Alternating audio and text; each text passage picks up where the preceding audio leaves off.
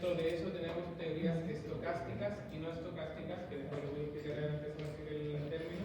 Funcionalidad del adulto mayor. Entonces ¿hay listado? Hágalo, funcionalidad del adulto mayor, cómo se clasifica y demografía. ¿Ya?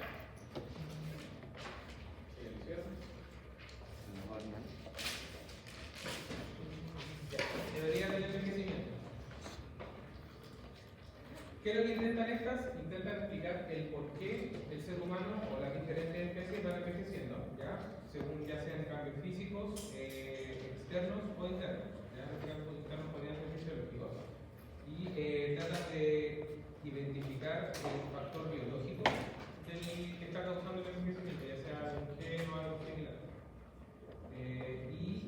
Estos tienen mayor influencia en lo que hablábamos el día de ayer de lo que es la longevidad.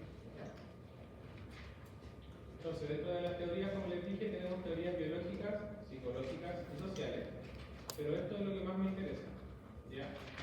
Goldstein y Cassidy, en 2010, las teorías biológicas las dividieron en dos grandes grupos: teorías estocásticas y teorías no estocásticas. ¿Ya?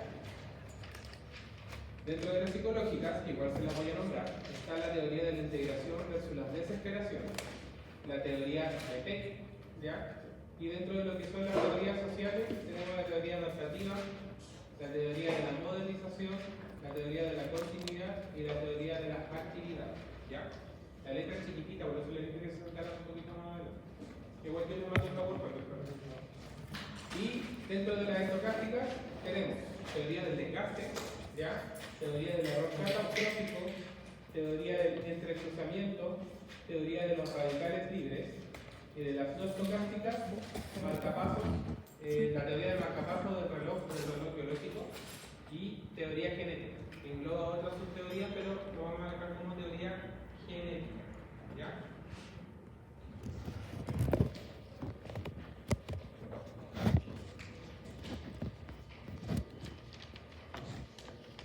Teorías biológicas del envejecimiento, como dije, estocásticas o ambientales. Ya, ese sería un sinónimo, sería una palabra para muchos. ¿Qué destaca? Son eventos aleatorios de desgaste acumulativo como impulsores principales del envejecimiento. ¿Ya? ¿Esto qué tiene que ver? Con todo lo que sea externo a la persona o a la especie en cuestión de la que se está hablando del envejecimiento. Ya todo lo que sea extrínseco. Mientras que las no estocásticas habla de lo que es intrínseco, ¿ya? Las teorías más deterministas. ¿Qué quiere decir? Que algunos estudiosos o algunos científicos o investigadores dicen que uno nace con una determinada cantidad de células que sufren envejecimiento y que están programadas para envejecer en cierto tiempo, ¿ya? Pero esos son deterministas. Enfatizan factores internos, ¿ya? Estos son factores externos y genéticos que determinan el proceso del envejecimiento. Existe una relación e interacción entre el medio ambiente y el programa genético del individuo. Esa es una forma de resumir ambas teorías, ¿ya?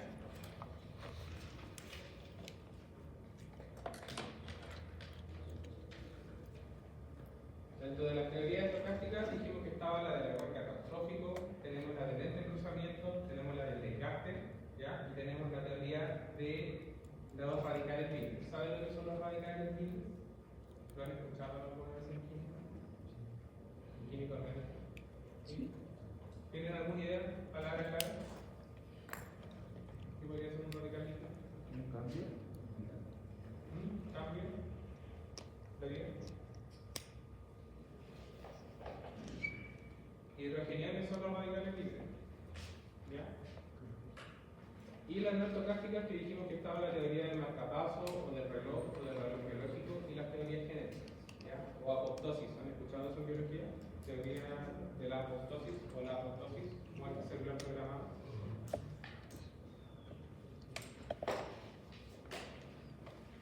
Ya, la teoría del error catastrófico. ¿Qué nos dice esto? Como dice ahí, se propone que la acumulación de errores en la síntesis de proteínas ocasiona daño en la función celular. ¿Ya? Todo esto va dirigido completamente a cómo el medio afecta la síntesis de las proteínas del ser humano, ocasionando daño en la función celular y por ende envejecimiento celular. ¿Ya? La teoría del entrecruzamiento, ¿qué nos dice? propone un cruzamiento entre las proteínas y otras macromoléculas celulares como responsables del envejecimiento.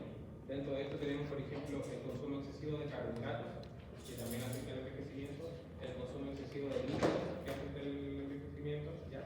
O que ayuda o coayuda a que la persona comience a envejecer a una velocidad mucho más rápida. Por eso acá habla de macromoléculas entrecruzadas con proteínas. Teoría del desgaste. ¿Qué nos dice esto? O nos habla acerca del desgaste que sufren los órganos con el paso del tiempo.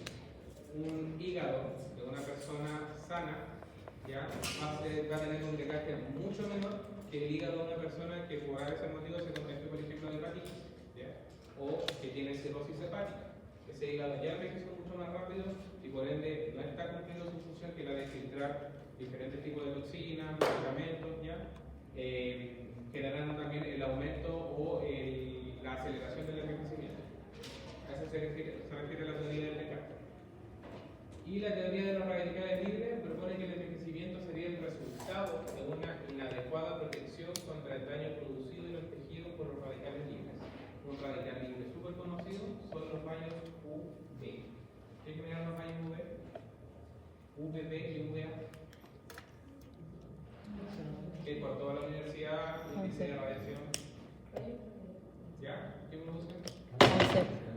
Cáncer de piel, ¿no es cierto? De la norma. ¿Ya? Los radicales libres, dice, son moléculas, productos secundarios del funcionamiento de las células, ¿ya? Que son el desecho metabólico de todo el sistema celular o el proceso celular.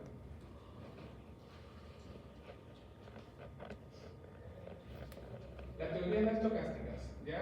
La teoría del marcapaso o del reloj biológico nos habla y nos hace hincapié en todo lo que es el sistema inmune, el sistema neuroendocrino, y nos fijamos bien en el timo. ¿El profe le pasó el timo? ¿El organismo? ¿Sí? ¿Se acuerdan cuál era la característica del timo? ¿Qué ocurría con el timo a los 25 años? No pasó eso. No pasó eso. Porque por ahí hay alguien que se acuerda, así que se lo paso. ¿No pasó eso? Timo. Un órgano que genera células T, células de la inmunidad. ¿No pasó eso? Lo mostró una vez nomás y... El timo es un órgano que nos acompaña desde el momento del nacer, pero a medida que uno va creciendo va involucionando hasta aproximadamente los 25 años. Por eso que, ahora, bueno, la edad ustedes todavía lo tienen, yo ya no lo tengo. Pero si ustedes hacen una necropsia y ven que un paciente que no sabe la edad tiene timo, lo más probable es que sea menor a 25 años. ¿Ya? ¿Y qué función tiene? Función inmune. ¿Ya? Genera o secreta células T. ¿Ya? Cuando hablamos del sistema neuroendocrino, que dice ahí es la comunicación del sistema nervioso con el sistema endocrino a través de diferentes enzimas o células.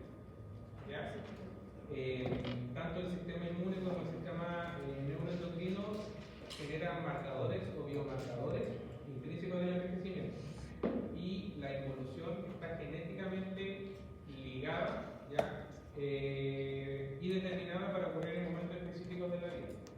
En este caso, y el ejemplo más claro, es que al evolucionar disminuye la secreción de células T, disminuye el sistema inmune. Todo eso va ligado y va concatenado o encadenado uno al otro. Después tenemos las teorías de la genética, que habla de la interacción entre la expresión de los genes y el entorno. ¿Ya? Los genes de una persona asiática son distintos a los caucásicos, son distintos a los afrodescendientes, son distintos a los, por decirlo así, indioamericanos. ¿Ya? Entonces la expresión de esos genes, según el entorno o el medio, porque esto está hablando del entorno, va a generar que el envejecimiento se genere o se realice en diferentes velocidades y en diferentes tiempos, ¿ya? En diferentes situaciones, en un momento. La apoptosis, como les dije, es la teoría de la muerte celular programada. ¿Ya?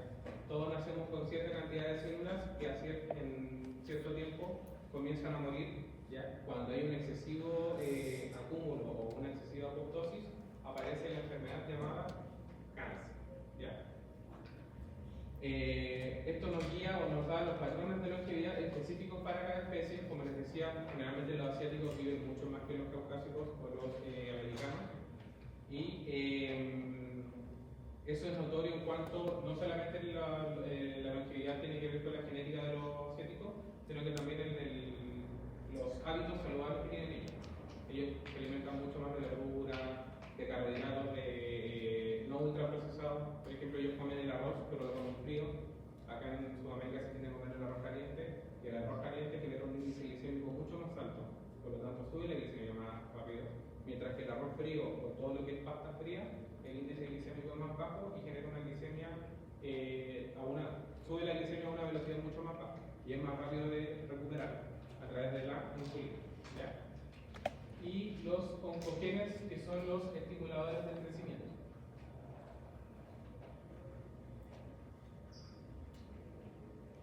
De lo que es la teoría del marcapasos, como por ejemplo dicen, existen cambios hormonales y la regulación de genes específicos que afectan la longevidad que respaldan esta teoría. El último gen que se está hablando que favorece la longevidad es el FOX-O3A. ¿Ya? No se lo voy a exigir que se lo aprendan de memoria, pero les puse todos esos genes para que supieran cómo se codifican. Pero este último, que fue el último que se encontró, se detectó que permite, se encuentran las personas más longevas que se han estudiado. ¿Ya? Personas que tienen 105 años, 108 años, 99 años, es posible que tengan este gen. Y eso va en un 20% de la población a nivel mundial. ¿Ya? Teoría de la genética, estudios por ejemplo en moscas de la fruta y el gusano C. elegans han logrado identificar genes que influyen en la longevidad. ¿Qué hacen los científicos? Extraen estos genes, tanto de la mosca de la fruta como de los gusanos, los estudian, los implantan en ratas y ven cuánto tiempo se prolonga la vida de estos animales, ¿ya? Según la esperanza de vida y la expectativa de vida media que tengan estas especies. Regulan la genética y la diferenciación celular, apoyándose a través de la idea del envejecimiento que podría estar programado.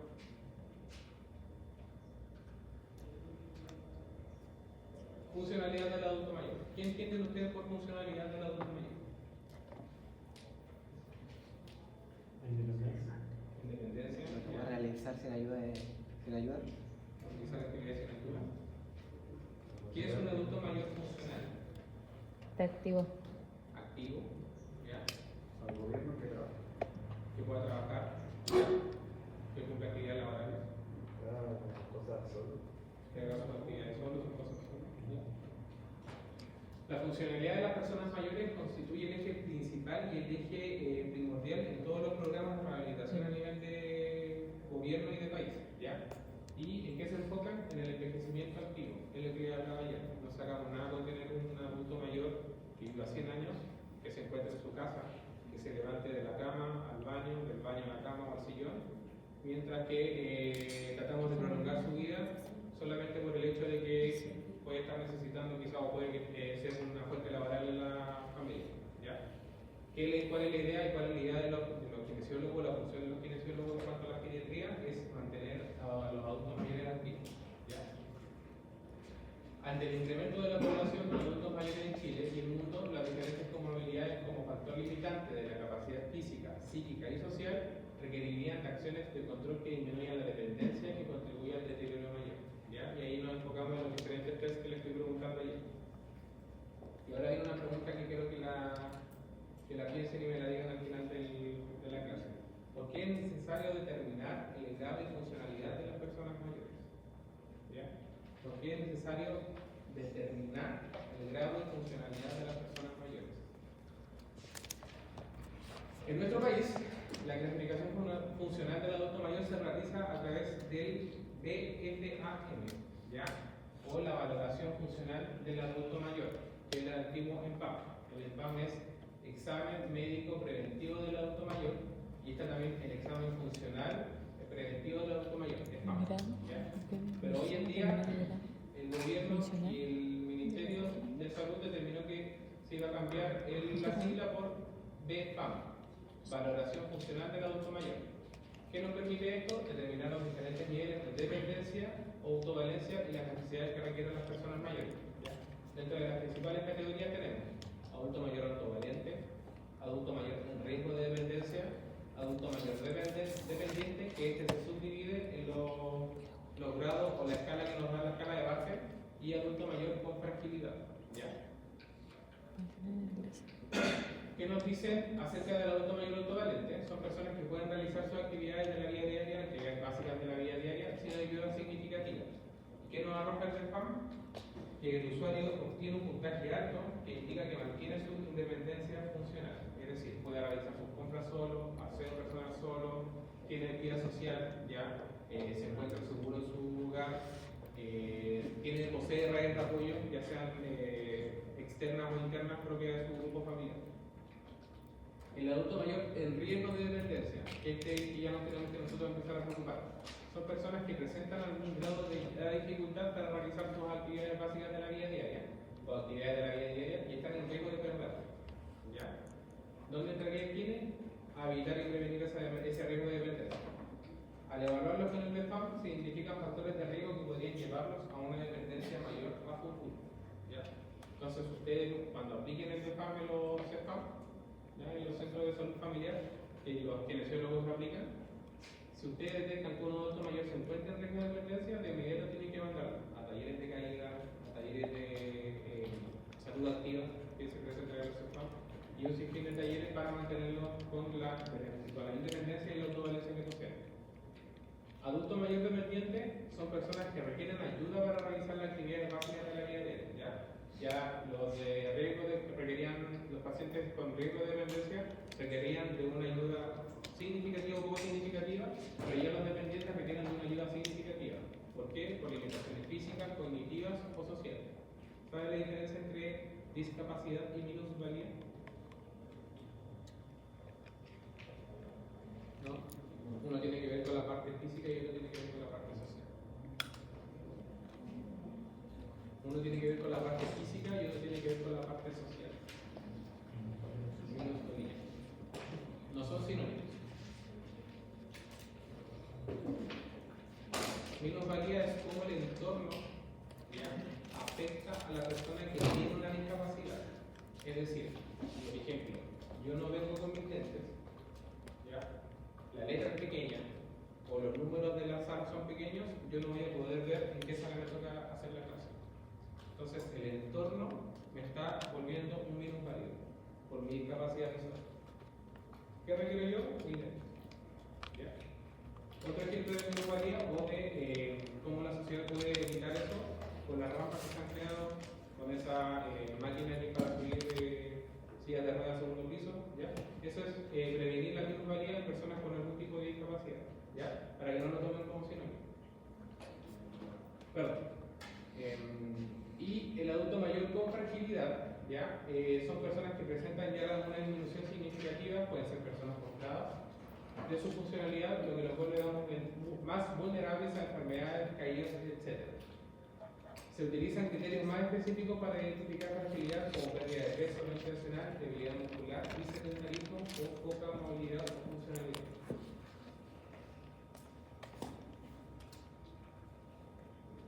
Demografía. ¿Sabe lo que es la demografía? Tiene que ver con todo lo que es estadística, en este caso, por ejemplo, de adultos mayores, ya sea de promedio de vida, expectativa de vida, etc. ¿Ya? La esperanza de vida al nacer según sexo entre el año 1992 y el 2021 varió. ¿Cómo varió? Si se dan cuenta, ambos sexos subió de 73 años aproximadamente a de 74 años subió hasta los 77,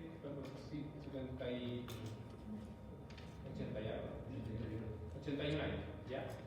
Sin embargo, las mujeres, como siempre se ha dicho, tienen mayor expectativa y esperanza de vida. Ellas tenían una esperanza de vida, en el año 92 de 77 años, y en el año 2021 se detectó que tienen una esperanza de vida entre los 82 y 82,5 años. Versus los hombres, que igual tuvieron un aumento, pero siempre se han encontrado bajo la media de ambos sexos, ¿ya? En este caso, los hombres tenían una esperanza de vida de 71 años aproximadamente, y en el año 2021 subió la esperanza de vida a aproximadamente 76, casi en los 77 años, pero no necesariamente cerca de eso, ¿ya? Así fue variando desde el año 92 hacia el año 2021. Fuente base del censo 2017. Recuerden que el censo que se hizo hace poco no tuvo mucho efecto. Por eso que no se han tomado esos datos demográficos. Y por eso es importante los censos. Esperanza de vida a los 60 años según sexo. ¿Ya? En este caso, entre ambos sexos, la esperanza de vida después de los 60 años era de 19,7 años en el año 92 a 24,5 años. Es decir, hasta el 2021 se esperaba que una persona viviera 84,5 años aproximadamente. ¿Ya? En los hombres, como les dije, siempre fue más bajo, 22,7 años, y en las mujeres más alto, 26,4 años, 86 años, 87 años, es el promedio de vida que están teniendo las mujeres hoy en día. ¿Ya? Por alimentación, por genética, diferentes factores.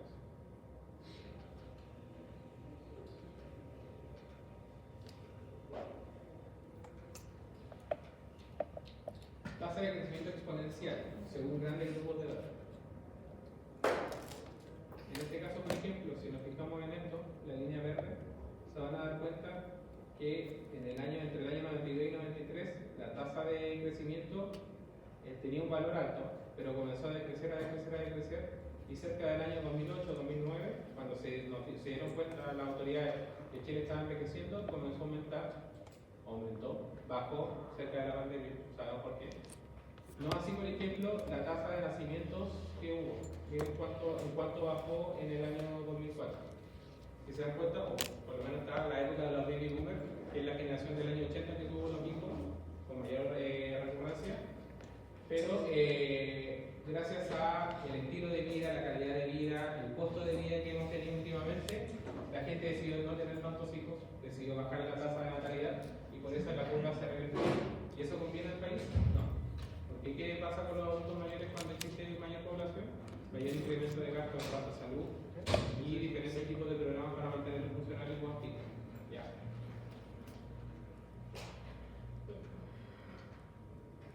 Envejecimiento en América Latina, la población de personas mayores crece día a día de manera exponencial, es decir, son receptoras pasivas de servicios sociales, ¿ya? O de salud. Perdón, decir que las personas mayores son receptoras pasivas de servicios sociales o de salud es un mito, ya que contribuyen al bienestar de la familia. Siempre es importante y se le ha dado importancia a la presencia de adultos mayores en los núcleos familiares. ¿Por qué? Porque se produce un intercambio cultural en las generaciones más jóvenes con los adultos mayores. ¿Ya? Por eso es que se está tratando de demitificar el hecho de que los adultos mayores generan gastos, ¿ya? Que no es bueno tenerlo en un entorno familiar, sino que también son colaboradores activos de la sociedad. Comienza acá, sin embargo, la contribución al desarrollo social, ya la prevención se convierte en un factor de crisis para la estructura sanitaria y seguridad social, ¿ya?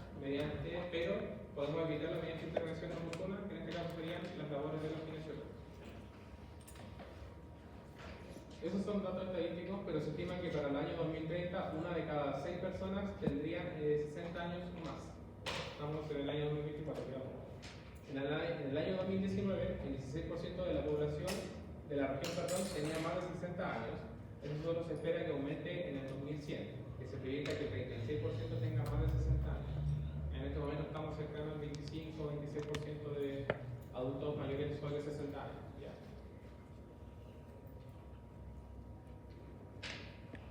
Envejecimiento saludable. ¿Qué entendemos por envejecimiento saludable? Funcionalidad. ¿Qué más?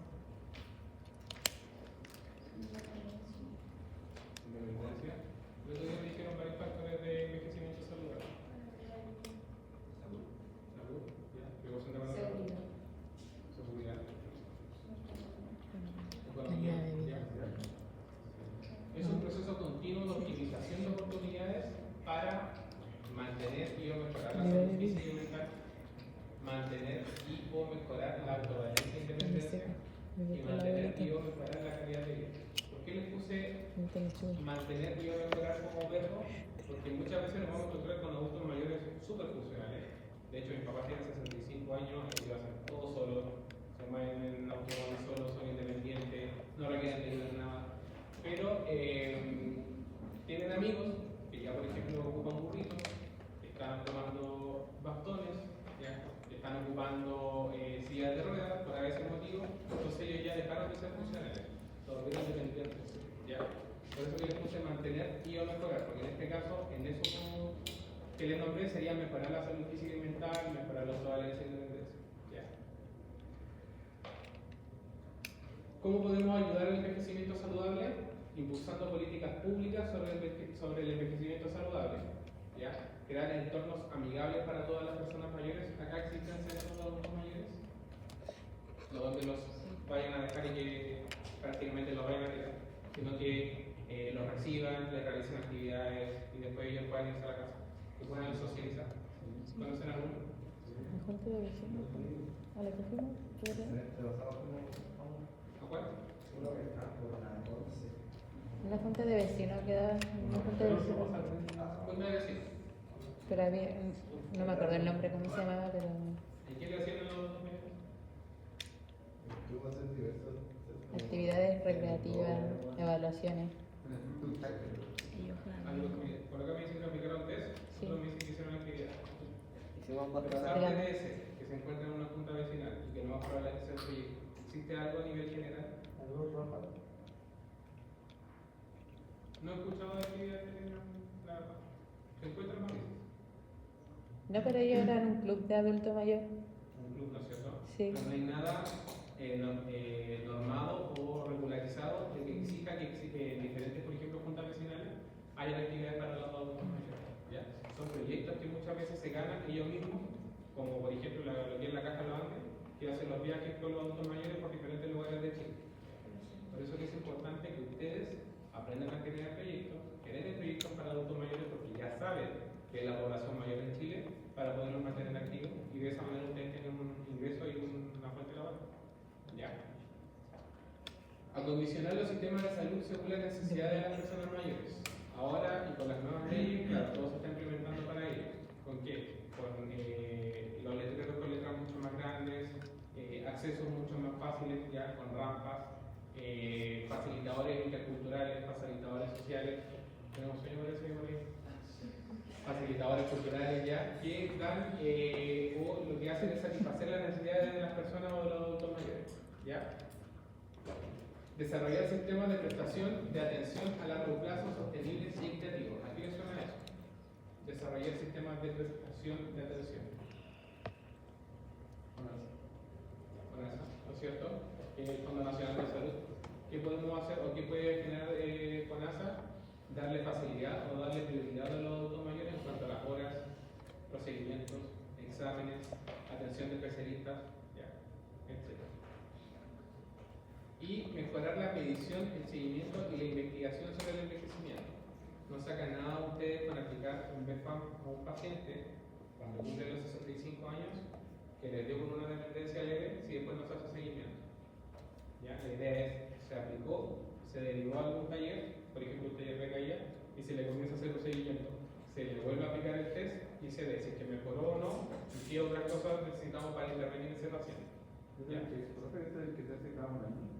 El IPFAM, claro, se hace cada un año y se parte desde los 65 años.